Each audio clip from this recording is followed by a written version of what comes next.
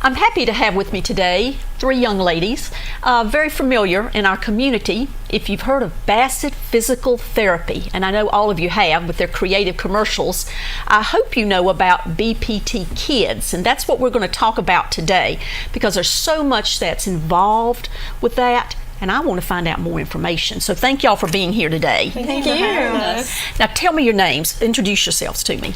So I'm Amy. I work in physical therapy. And I'm Kelsey. I work in occupational therapy. And I'm Miranda, and I work in speech therapy. Okay.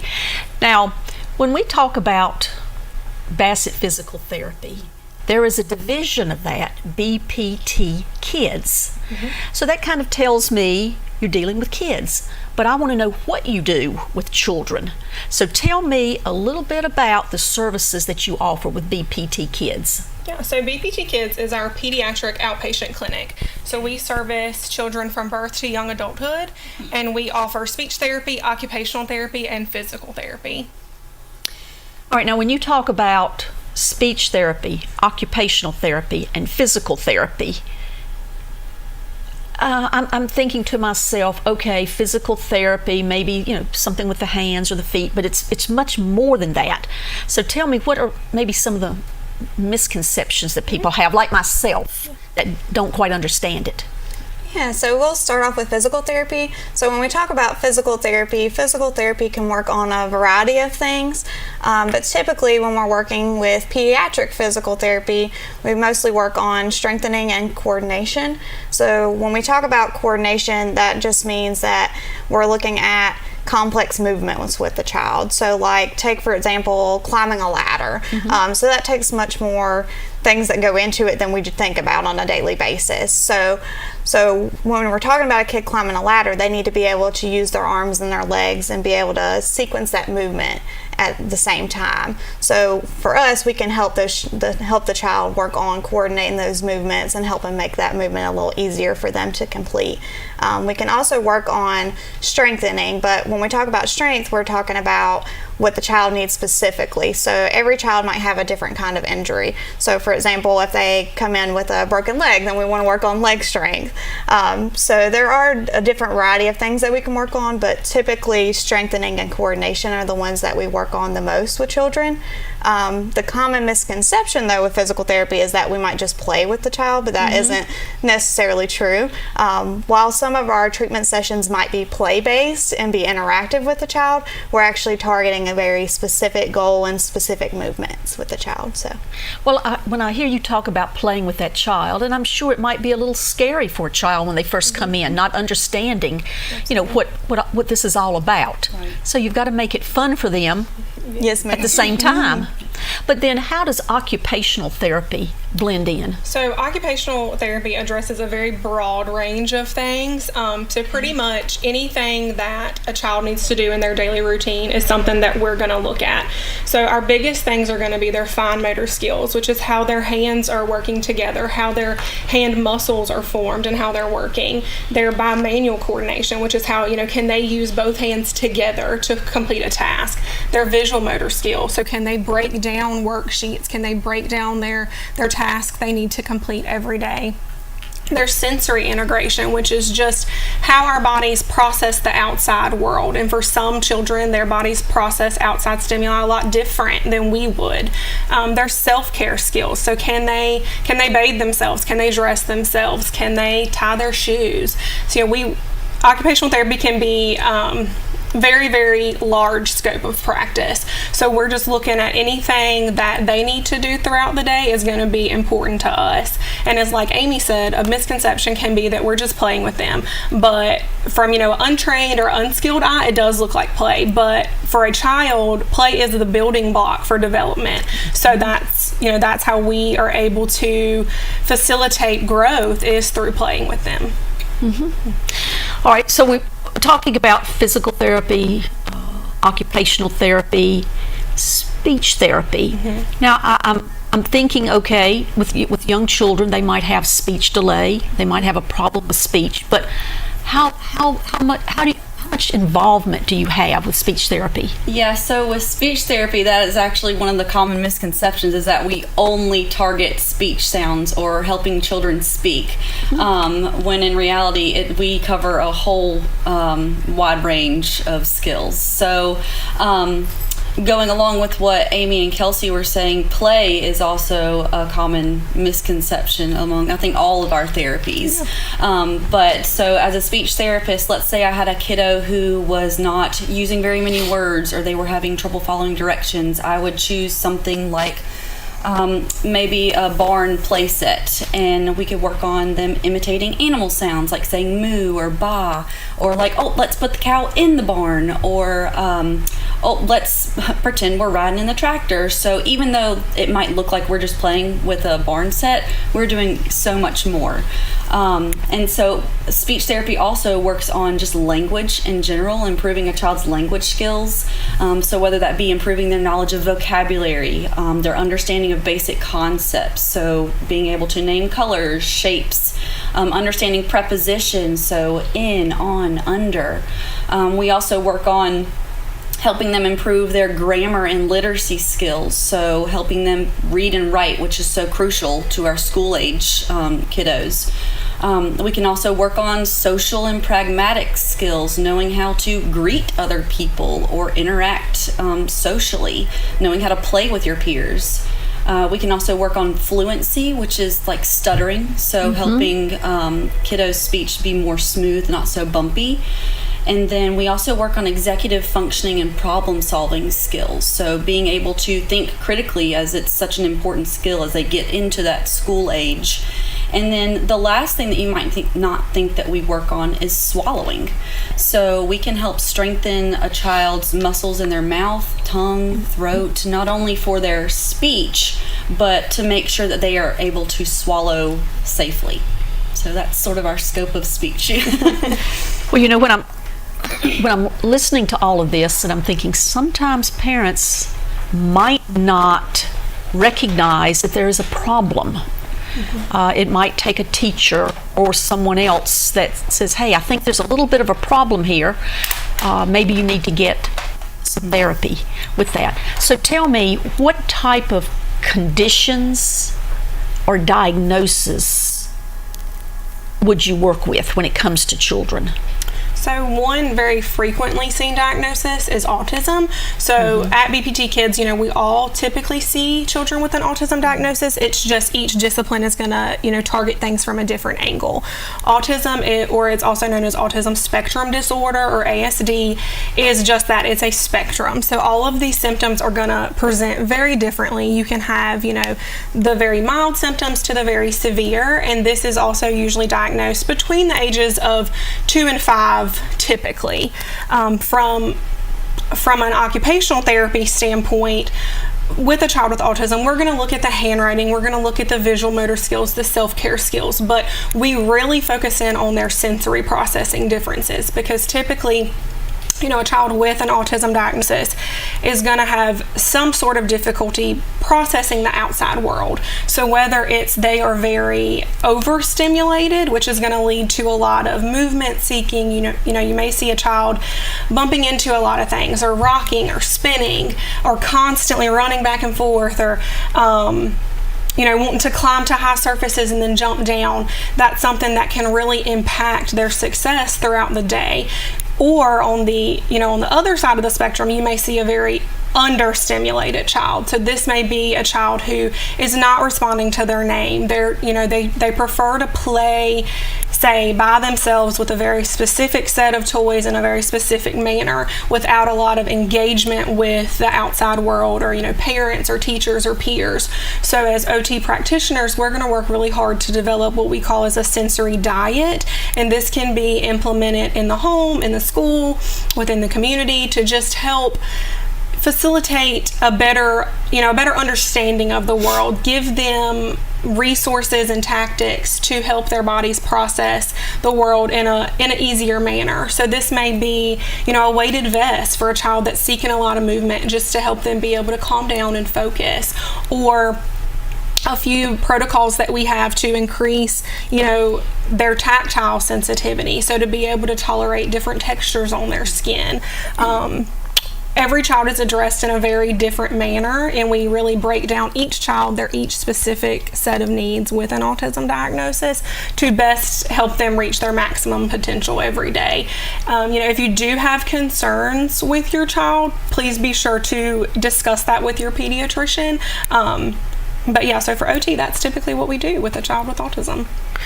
When you talk about autism, and I think a lot of people don't quite understand autism unless you have a child and you go through the process of trying to get that child help.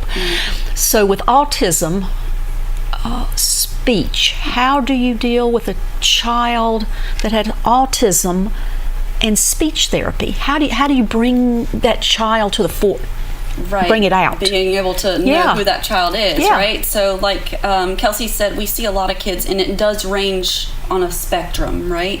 So for some of our more intensive need kids, sometimes they are what we call nonverbal. So basically what that means is they just do not use speech or unable to use speech like you or I would to communicate. So as speech therapists, we have to offer them ways to communicate, right?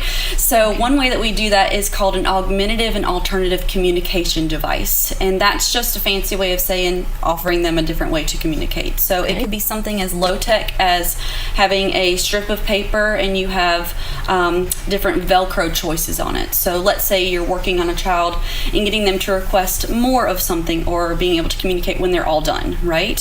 So the child could rip off that choice that they want to make and hand it to you instead of using their words, and that would still be a way for them to communicate. So that would be like a low tech side of it, and it could always range up to a higher tech side with something like an iPad. And on those iPads we usually have different apps that are used specifically for communication, and they would hit a button and it would speak for them. So you can just use words with that, or they can start to develop and use full sentences with that device if they are unable to speak themselves. So for our less intensive kiddos with autism, that's where we get to work on some of the nuances of our language, right? So sometimes you think about like body language or social interactions. We're not explicitly taught how to interact with other people. It's just something that we observe. And sometimes our kiddos with autism, they don't necessarily pick up on those social cues, right? So we have to teach them like how to greet people properly, or like how to initiate or participate in conversation rather than just be sort of in their own world, because you oftentimes see a lot of kiddos with autism, you almost see that they are in their own world, and we are helping them to realize there are other things and people around them, right? And then so with that sort of the higher level language skills, you oftentimes see that figurative language and humor might go over their head, or they don't fully comprehend that.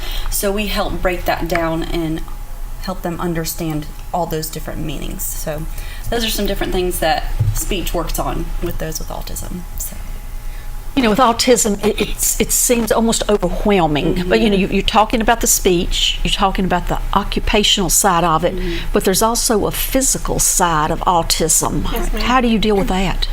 So for the physical therapy side of things, typically when we have a child come in with autism to the clinic, one of the main things that we see with most children with autism, not always all the time, but most of the time, we see that they toe walk. So when we talk about toe walking, that just means that the child will walk on their tiptoes versus walking on their heels like we would do. So when we see that, we want to work on strengthening the muscles and stretching the muscles out, so that way we can help decrease some of that toe walking. We also want to help educate the parent and work on some exercises to help decrease that habit, because a lot of times the kid will form a habit of walking on those tiptoes and it kind of just becomes repetitive.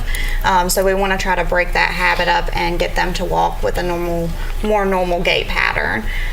So we also can typically see with children with autism, for physical therapy side of things, that the child might have some issues with some coordination activities. So a child should be able to kick a ball, run, jump, climb a ladder, all those type of activities at a certain age appropriate time frame. So typically with children with autism, they might be a little bit behind on some of those skills. So we want to help them be able to facilitate these movements and be able to complete these movements at an age appropriate level. So that way they can go out and play with their peers and go out in the world and be able to do these activities. So that's a lot of what physical therapy works on. But there's some other things too that we address with kids with autism, but those are typically like the main highlights that we see. You know, it sounds like you cover the bases when it comes to autism. Yes, ma'am. Yes. And it's good to know that there is a place where a parent feels comfortable in taking their children and knowing that they're going to get the help that they need. Because autism, you know, I've talked with parents with children that are autistic, and it can be overwhelming for them. Absolutely. It can, particularly if there are other children in the home Yes. Right. that they're having to work with and deal with, and then having an autistic child. Yes. Exactly. So you cover the bases when it comes to autism. Right. All right, now what are some of the other? And I was just going to say, we just want to make sure too that we can't diagnose autism, so that's why it's so important to talk to your child's pediatrician so that they can get the proper referral and care that we need, and then come to us. So. Right. Right. All right, now what other diagnosis do you deal with? So another diagnosis that we deal with a whole lot is a developmental delay. So that looks different for each discipline. So for speech, it might be they are not using words at appropriate ages, or we're having some delays in just our language skills, vocabulary. For occupational therapy, it might be we're not able to dress ourselves, or we need extra help brushing our teeth or doing some of those daily care routines. And for PT, it might be we're not crawling or walking at appropriate ages. So there's just an overall delay in some of those skills. Now, for speech therapy, we oftentimes do see kiddos who can't produce sounds correctly, or they are not producing sounds that they should be. So what we would do is we would get sort of like an inventory of what sounds they are saying, which ones they're saying correctly and incorrectly, and for those that they are not pronouncing correctly, we offer them ways to help form their mouth or move their tongue or lips in a certain way so that they can produce that in the right way, so that we can understand them more, right? So that cup isn't like tup, something like that. Right. And then we also work on some delays in language. Oftentimes you see that our kiddos have difficulty with understanding or following directions. So it's that comprehension, that understanding aspect. And so we break down different ways to help them understand what we're asking them to do, whether it be if it's a two-step direction, like go get your shoes and bring them to me. First breaking it down into, okay, go get your shoes. Okay, now bring them to me. And then seeing if they can put that all together, right? And so when we are working on these skills, not only are we helping them to communicate and to be understood, but we're helping them to understand, whether that be in the home setting or at school, being able to understand what your teachers are asking you to do. And so these skills just carry over to all aspects of a child's life. So. And I'm sure there's different reasons why a child could be developmentally delayed. From, I'm thinking physical, to speech, but how does occupational therapy deal with that? Yeah, so for occupational therapy with pediatrics, in many ways, we do tend to overlap with speech a little bit when it comes to, we want to make sure that a child can follow a direction or auditorily process information that they're receiving. But from an OT standpoint, we look a lot at their self-care skills. So, can you dress yourself? Can you button and unbutton a shirt or your pants? As far as, if you're a school age, you have to do those things throughout the day. Can you zip and unzip your jacket? And, can you go to the bathroom? Can you manage all of that? Can you tie your shoes? You know, if I were to have a child who was 8 years old and we're not tying our shoes yet, we're going to break down those tasks for them. We're going to look at, you know, is it the motor planning that we're having a hard time with? Is it the comprehension of the task? Is it the coordination of the task? So we really look to break down these individual aspects of what they're having a hard time completing or a delay in, and figure out the best way to catch them back up, per se. We're also going to look at their fine motor skills. So is there a delay with the strength of their hand? So that carries over to all aspects. You know, can they write their name? Can they color a picture? Can they cut things out? And, you know, the visual motor piece plays an important part as well. Can you break down information that you're receiving to be able to complete a worksheet, you know, in school? Or, you know, if mom says, hey, can you go get your shoes for me, kind of like Miranda was saying, can you visually break down your environment to be able to find those items? So OT continues to be very broad with a lot of our diagnoses, but at the end of the day, as long, you know, with developmental delay, anything that affects them throughout their day is something that we're really going to hone in on, and we're going to focus on to be able to allow them to function at their best level and to function, you know, throughout the community with their peers, friends, family. So we really like to focus on the activities of daily living for these kids and provide ways to, you know, to meet those needs. You know, when I'm thinking about a developmentally delayed child, it could be one or all three, couldn't it? Yes. Yes. It could be just speech, Right. but there's also a physical aspect of it. You've talked about tying the shoes. Yes. So how do you deal with the physical aspect of a developmentally delayed child? Yeah, so for physical therapy, we're mostly looking at if the child is having a delay with gross motor skills. So when we talk about gross motor, we're talking about activities like walking, crawling, jumping, those kind of things. So the child should be able to do these things kind of at an age-appropriate level. So when we're looking at these things, if a child can't, let's say, walk, for example, we'll help teach the parent, okay, well, let's start walking with using 2 hands first, and maybe encourage the child using a toy. And then once they progress, then we can start walking with 1 hand, and then eventually the goal would be to take independent steps. So we want to help just try to facilitate these movements and teach the parent how to help the child be able to complete these movements more independently, because that's the ultimate goal. We want the child to be able to do all these things by themselves. So for physical therapy, that's the side that we're looking at for the physical component of things. But for all of the things that we talked about for developmental delay, the big thing to remember is that we can't diagnose any of these things. So again, you would need to go to your child's pediatrician and let the pediatrician discuss with you if your child is at an age-appropriate level or not, and then we could go from there. All right, we've been talking about children, and I guess I'm thinking to myself, with Bpt Kids, what are the ages that you see?